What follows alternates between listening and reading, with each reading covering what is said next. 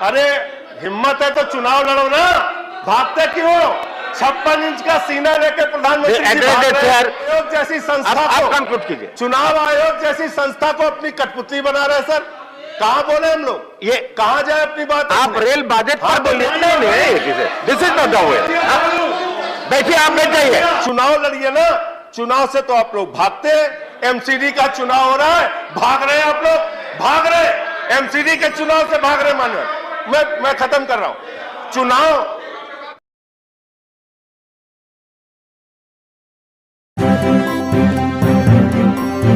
Media voice, आपकी आवाज।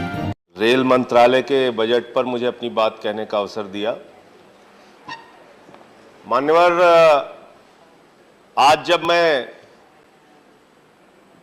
सदन में आ रहा था, बिहार के बहुत सारे लोग, नौजवान साथी घर पर मिलने आए और उन्होंने अपनी पीड़ा व्यक्त की। मान्यवर, 2019 में उन्होंने रेलवे भर्ती बोर्ड के द्वारा निकाली गई परीक्षा में प्रारंभिक परीक्षा पास कर ली, मुख्य परीक्षा पास कर ली, चिकित्सा की जांच पास कर ली और 2019 से लेकर आज तक 3 साल हो गए। मान्यवर, 8 से 10 हजार नौजवान ऐसे हैं जिनको नियुक्ति नहीं मिली, जिनको आज तक ज्वाइनिंग नहीं मिली।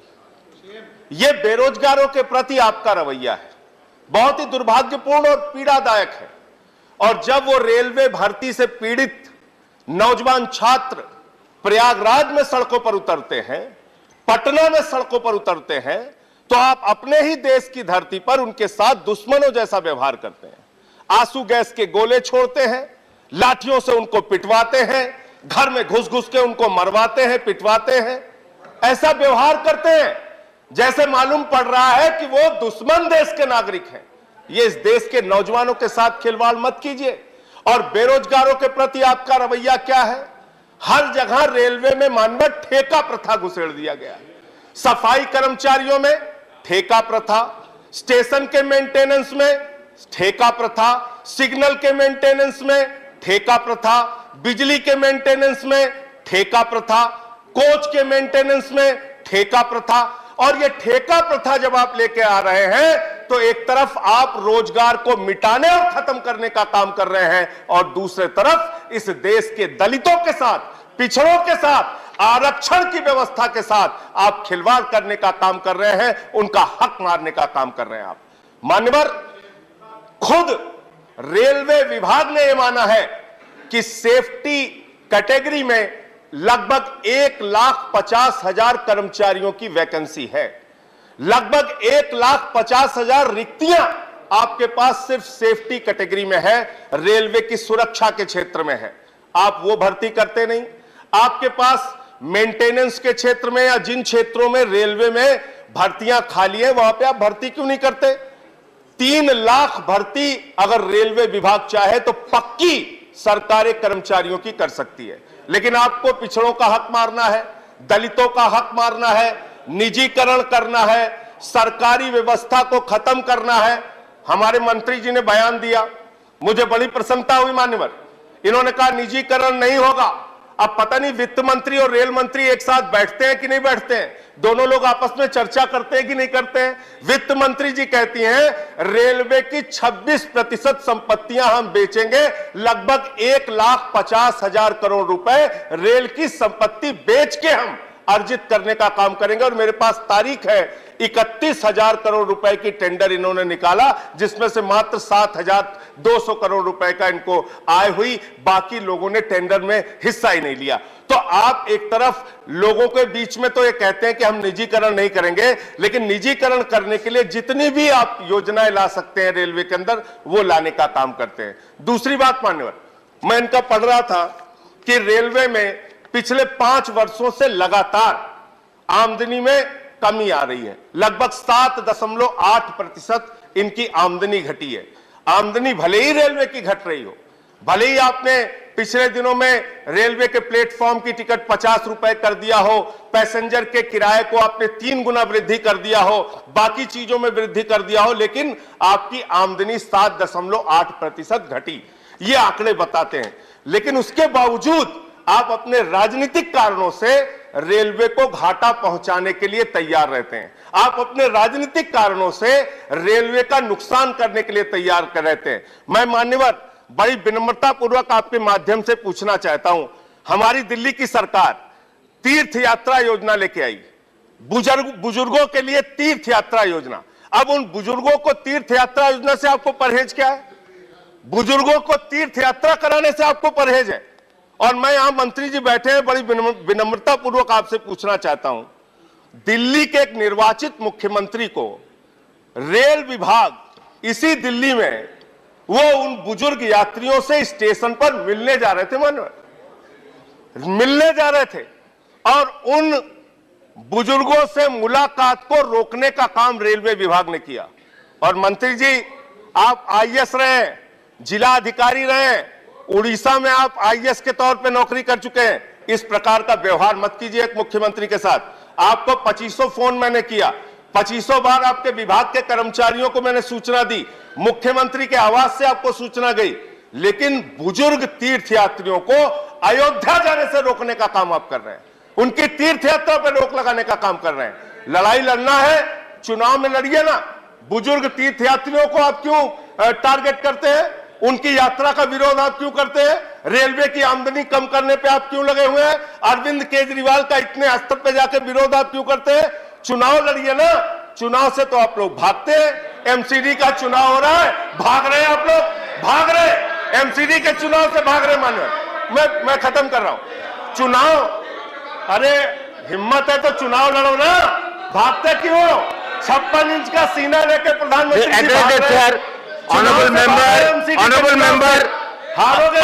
member, please address the chair. You don't have to answer them. माननीय मैं ये कह रहा हूं, तीन बार दिल्ली में इनकी जमानत जब्त हो गई मान्यवर। एक बार स्कूटर पार्टी बन गए, 3 सीट आई, दूसरी बार इनोवा पार्टी बन गए, 8 सीट आई। 3 बार से हार रहे, और अभी एमसीडी के चुनाव में चुनाव से भाग रहे। करे केजरीवाल का सामना नहीं कर सकते, चुनाव से इतना डरते हैं आप लोग। देश के प्रधानमंत्री की छवि खराब कर रहे हैं आप लोग। देश के प्रधानमंत्री कहते हैं हमारा 56 इंच का सीना है, आप लोग कहते हैं हमारी दुनिया की सबसे बड़ी पार्टी है। दुनिया की सबसे बड़ी पार्टी एमसीडी के चुनाव से भाग रही है, डर रही है केजरीवाल से। आप लोगों को शर्म नहीं आती? तो इसलिए मैं कहना चाहता हूं, नहीं मैं खत्म कर रहा हूं सर, यह गंभीर मामला है। हम लोग सांसद हैं, रेल मंत्री जी, हम लोग सांसद हैं। आपके पास हमेशा कोई पैरवी करने के लिए नहीं आते, और न रोज रोज आपको फोन करते हैं। लेकिन अगर हमारे निर्वाचित मुख्यमंत्री को आपका रेलवे विभाग अपमानित करेगा और हम लोग आपसे बात करना चाहेंगे, आप फोन पे नहीं आएंगे, कोई जवाब नहीं देंगे मैसेज का, यह व्यवहार आपका ठीक नहीं है। ये बहुत ही दुखद व्यवहार है। आपको दिल्ली की सरकार मुनाफे देती है, दिल्ली की सरकार रेलवे की तीर्थयात्रा कराती है, और आप इस प्रकार का व्यवहार करेंगे, इस प्रकार का व्यवहार करेंगे।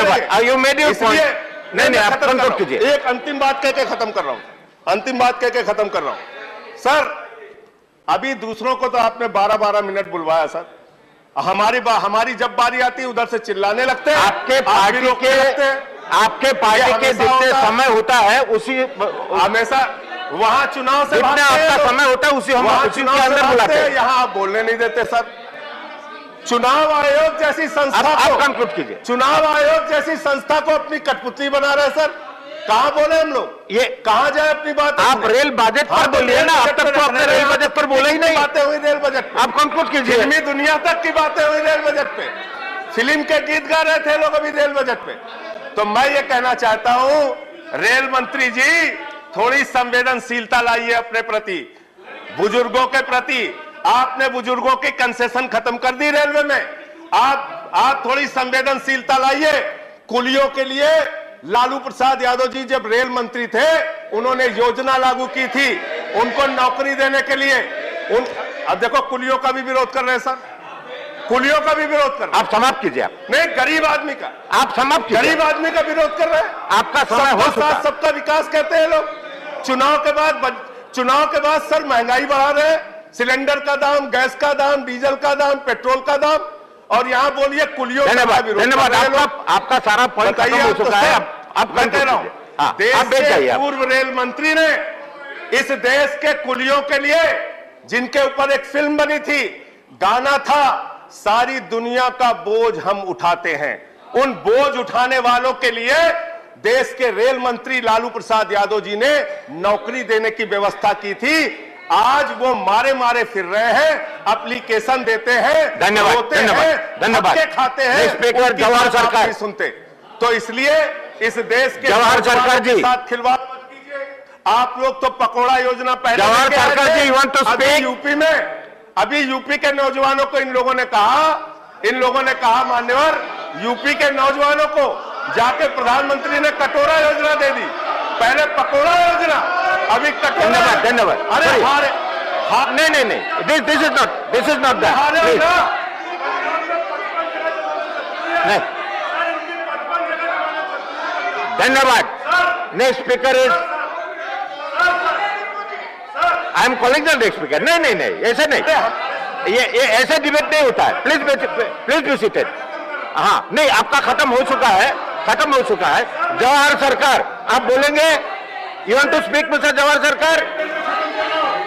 प्लीज। नहीं, आपका समय खत्म हो चुका है। जवाहर सरकार, आप जवाहर सरकार का टाइम ले रहे हैं।